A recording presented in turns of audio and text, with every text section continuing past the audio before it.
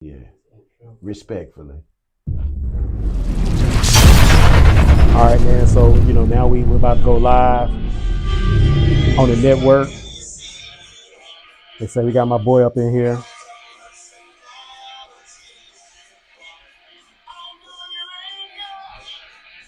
All right. I'd like to welcome y'all to Truth, Realness, and Options, Season 5. You see the little man on the screen for those that are watching, man. You already know I'm Darien Willis, also known as Shady Will, also known as Jackson. Well, I can't say that, but you already know that's a whole nother person. But look, I got a young man sitting across me. Y'all see him on the screen. He don't really need an introduction. But look, I want to introduce him to actually put some respect on his name. But like I say, this man he's been on the radio talking prior to us starting. I like to reintroduce Mr. Jeremy Unmask Smith. What's going on, y'all? Look, we done changed his label. Those who have known him, we knew him as a comedian, but he also has been a rapper and he is an actor. So, I kind of asked him before we got started. I was like, man, like how we actually how we label you? And I was like, could we call you an entertainer? He was like, well, might as well. I mean, what you think about it, man? What's going on? Welcome back home. Yeah, I'm glad to be back home, man, for a little minute. Okay. Yeah, but man, what's been going on with me? Oh, a lot. Fatherhood. Okay. Yeah. Taking care of my mom. Still grinding. Yeah. I ain't quite there yet, but I'm doing the necessary steps. You know what I'm saying? Enough where people. They know who I am a little bit now. You know what I'm saying? Yeah. So, it's a fun journey, but it is a weird one. Man. So like I said, I know we got quite a bit to cover, man.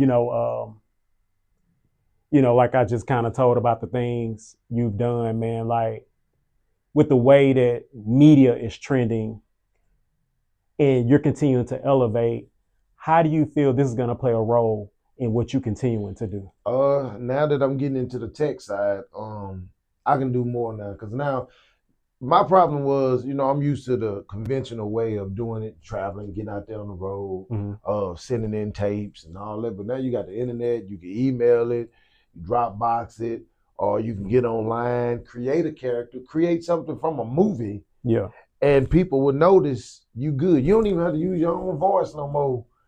To create a monologue. And so how I tend to do it, I done got into doing like the AI stuff. You see what I'm saying? Yeah. It takes a load off me because now I finally found a lane. Now that I put in the work as a physical artist, now I can kind of like take that visual of digital age and then put those two together to kind of get my point across. And then when they come calling, I can come and deliver that same thing in person as I created online, if that makes sense. It does. Yeah. So look, we already added another title to you, man. You also produce. Yeah. You're also a creator. You're a content creator. Yeah. You're an influencer. So, I mean, entertainment. I mean, like I said, I don't even think we're doing you enough justice of even adding the other titles that we've added to you, man. So, all right, man. So, like I told you before we got online, I wanted to actually touch on the MTV. Was this the name with the Tamar Braxton? What was that? The name? I forgot. Caught in the Act, Double Life.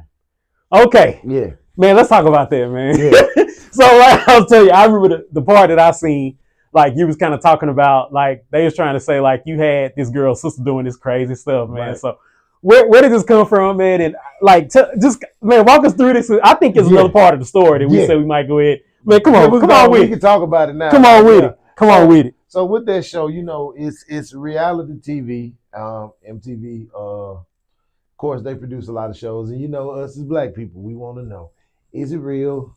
Is it scripted, or what have you? So this is the story. You get the exclusive now. Okay. How this show came about with me on it. I wasn't really supposed to be on it, but a friend of mine and her dude was supposed to go on the show with her sister. Okay. Well, some things fell through for him legally. And then she called and they was like, hey, you want to come get the bag? I was like, yeah.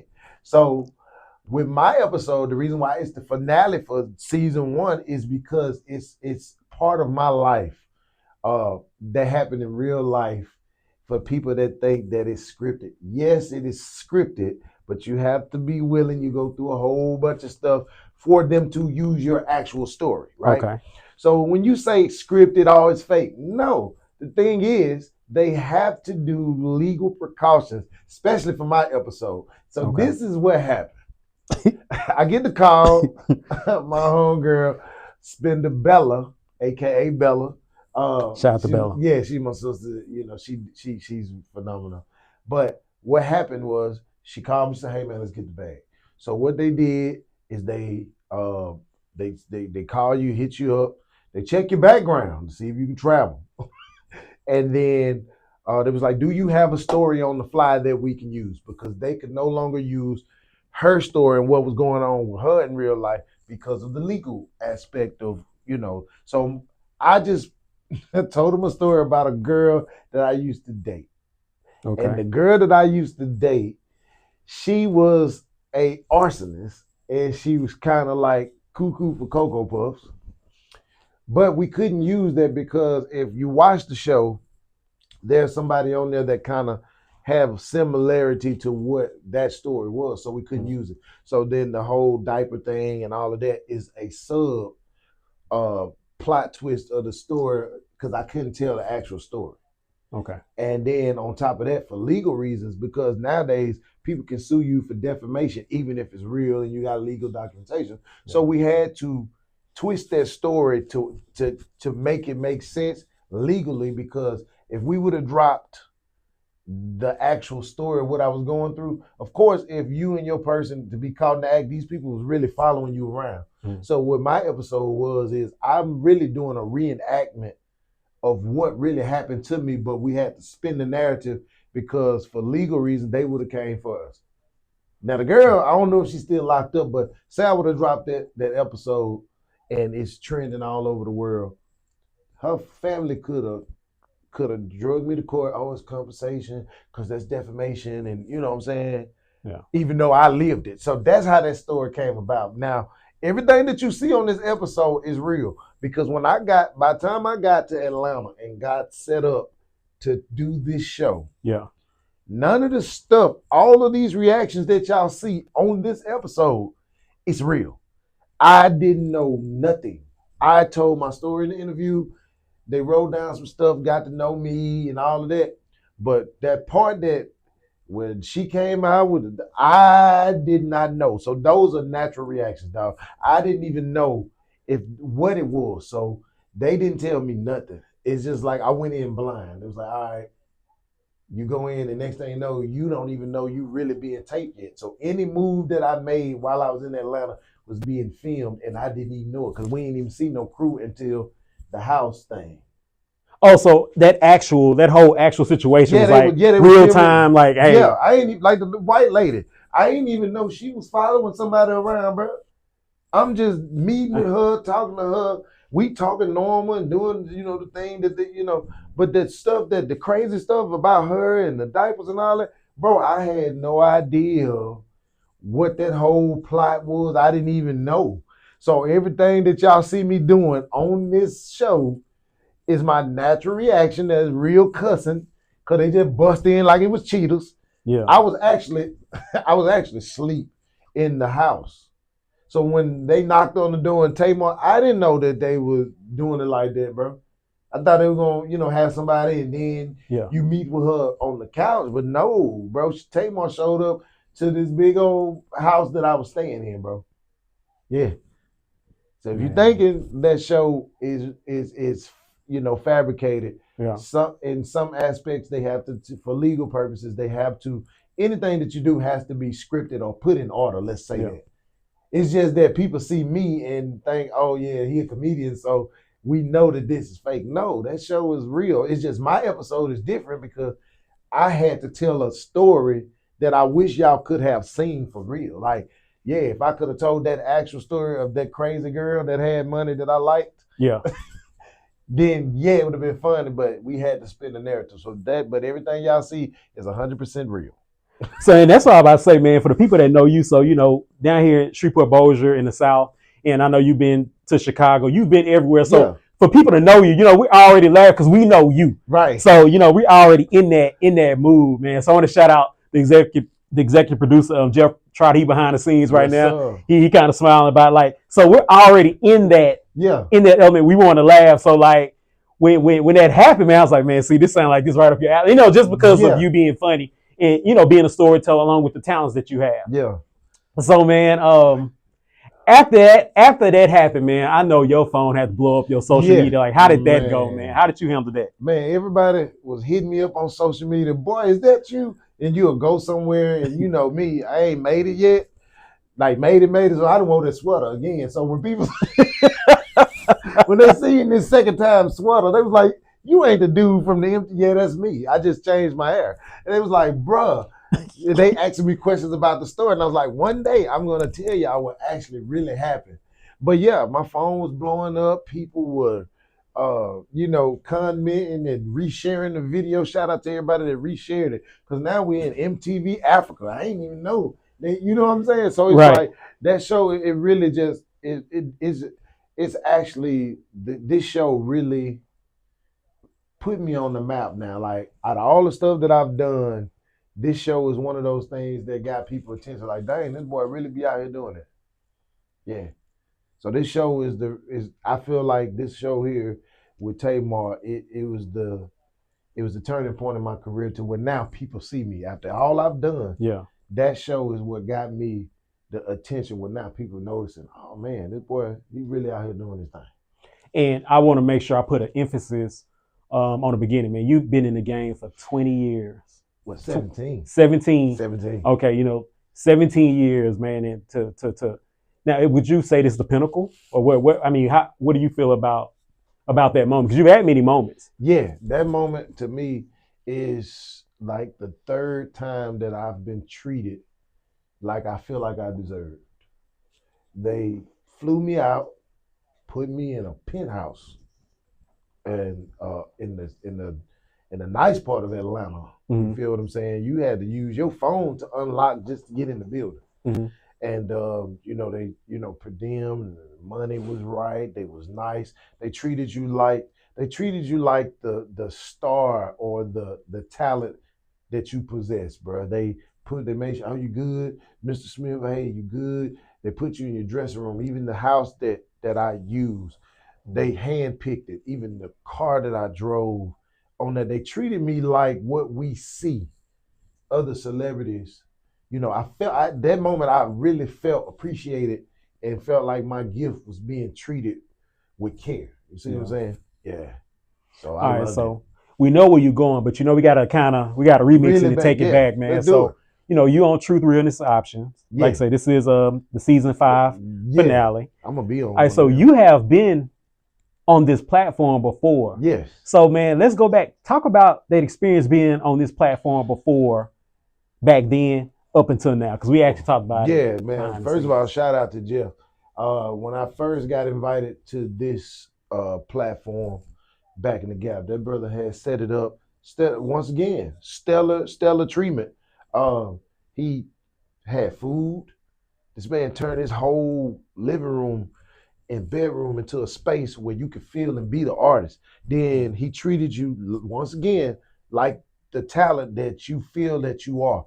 And he called me, hey man, I got something for you. Before then, wasn't nobody really just calling me to do it. But for somebody to open up their platform and put you on it, why wouldn't I show up? Yeah. And then every year he'll call, say, man, I got that finale coming up. If you're in town, come on. I'm gonna get. And so every time I did this, all the way up until now, he gave me a bigger responsibility, to the point where now we in the limelight now, baby. We got these type microphones. Right. My boy had the microphone, you know what I'm saying, had the echo on. You did everything on it. And he was everything. He was the producer and everything. And I respect that. Yeah. So we up until this point now to where the brother is growing. We on season 5 finale. Why wouldn't I show up for somebody that treats you like this, put you all on the screen, and then give you the spotlight to be you? Okay. So look, we going back along the lines of entertainment. Right. All right. So, we talked about this big deal, Drewski. I know you're an entertainer. So man, like, I want to hear this from your perspective with you being in entertainment and what Drewski's doing. Like, how do you feel about the situation as a whole? Man, Drewski crazy, bro. Let's just say that. Ever since I seen him in the movie with Chloe and them, bro, and he was hunching the stage, man. That dude, bro, he's pushing the lines of comedy, bro. He's kind of like he's showing that freedom of speech in comedy. Let's just be honest. Let's just say it. He's pushing that line and he's changing the narrative. He's kind of getting people back to the point where you can say it if you're willing to deal with what comes with it. Now, the way he do it is crazy. Like, Yeah. I've never seen it done quite like like he doing it. Like let's do the white face thing where he dressed up as a white man. That was bold, bro. And then you with the you around the white race and they accept it. You know what I'm saying? You know, our people like, oh, we gonna have our little critiques and whys, but I mean, you can't hate on somebody, man. He bold enough to do it, and he's willing to deal with what come with it. Now, the church thing, I wouldn't touch it like that, though. You know what I'm saying? That's just me. But the way he did it, let's just say we all knew that one day somebody was going to expose it.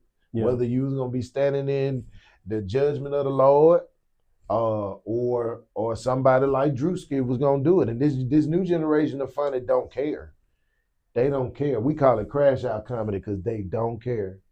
They gonna get it. They gonna do it. And then now we just in that age where you did it in the dark for so long. Somebody, the grandbaby, that came up and got out the crib, and now they mocking what they seen. Mm-hmm.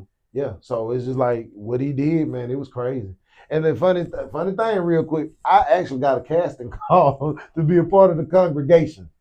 Oh, but wow. I didn't know it was this. They just said Drewski has a church thing that he doing. I got the email, man, 2-3 emails about being a part of this congregation. So had I would have said yes, I probably would have been somewhere on that thing, with him. But what he did, bro, he just he exposed, some stuff. And I know the thing is, real quick, I wouldn't do it personally, like that. But who could they be mad at? If you know that you're doing wrong and you're committing blasphemy for the Lord too, the pot can't call the, kettle black, and you can't judge him when you doing the same thing. Yeah. And the thing is, what rub people the wrong way is the church have gotten away from the morals themselves, right? Yeah. And so if we tighten up what's going on in the church, then we can differentiate how we handle these situations, because God is not going to be mocked.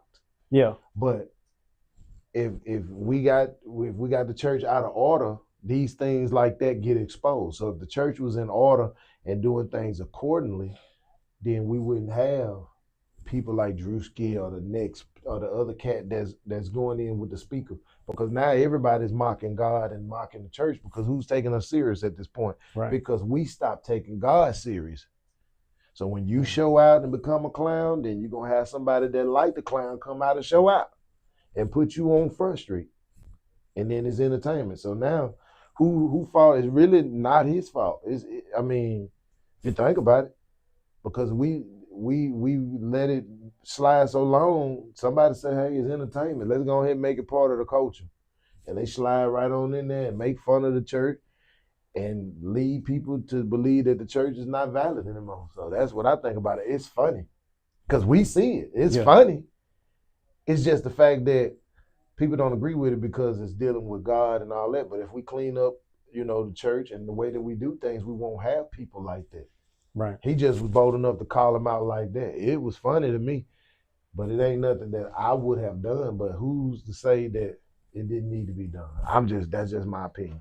And see, I said that and I asked you that question about the situation because you've been bold in what you do. The Captain America suit and some of the stuff you've done, Unmask. Like, so that's why I got to give you your flowers, man, because you were one of the first people I've seen to actually do that. And I'm looking, I'm like, I wonder why is he? But then again, I'm like, there it go. Like, it's just like of the things you've actually done. Yeah, so with that, like with the Captain America thing, if you got 5 great comedians on the show, and everybody got a 10 to 15 minute set, how are you going to set yourself apart from every other comedian that these people have paid their money to see?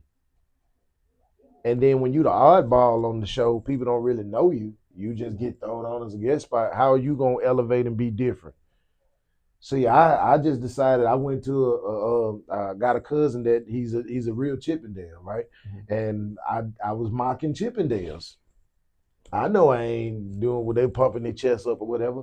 So I got up there and I was the entertainment while they was sitting up. My boy say, go on up there, man, do some stuff. So the ladies was on that good drink, and get what? The lady said, I got tired of them pumping up the chest or the meats or whatever they doing. I want to see a man. So I'm crazy enough to strip down to just like Under Armour and some boots and start dancing. I made $300. So after I made that $300, a couple of guys say, hey, use that in your comedy act. And I use it. It works ever since. I might not get many shows because a lot of comedians don't like when I do Captain America. I don't care if I'm built like a holiday ham, sir. So all the men that built like me, I'm gonna make it okay for you to do something different in your bedroom. You see what I'm saying? So it's just like you say, it's just one of those things where you try it and it works and you become known for it. Like I was the first person besides Jim Carrey to dress up like the Grinch, but I did comedy as the Grinch. I'm the first and only comedian so far that has took the Grinch and went and did stand-up as the Grinch, shaved all my facial hair and dressed up as the Grinch. Shout out to Miss Mary Williams and her husband. Okay. You know what I'm saying? For believing in me. They came to my house. We went to the store and got the little hair stuff. Man, and I dressed up as the Grinch on Hot Topic used to do this thing called Touch of Class. Mm-hmm. Bro, I showed up, this man bust out laughing. He said, man, go hide. I'm going to bring you out. It was during Christmas time, so I used to dress up for the Grinch before everybody started going to get the prosthetic. I used my actual face, and I did stand-up, 15 minutes as the Grinch. That's wild. Yeah. And look, I know we supposed to be touching on, man, the BBL. Oh, yeah. All right, so what's up with that? Man, they're getting out of hand, dog. Let me tell you something. First of all, the attitudes that come with the BBL, man, I'm not going to argue with nobody that's built like a KFC drumsticks with her legs put together. Like, man, where your hips at, man? Where your knees? Like, you got 2 pogo sticks with 2 golf balls in the back. It's just crazy. It just make you think if they had if Martin Luther King would have had a dream and incorporated the BBL speech, what would that look like?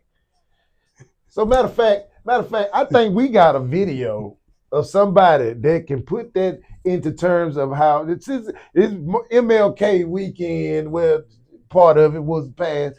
What would Martin say about your body being out of order? Hey man, look y'all, we sitting here with Jeremy Unmask. We're about to take a quick commercial break, man. I want y'all to check this out. Yeah. This is Truth, Realness, and Options.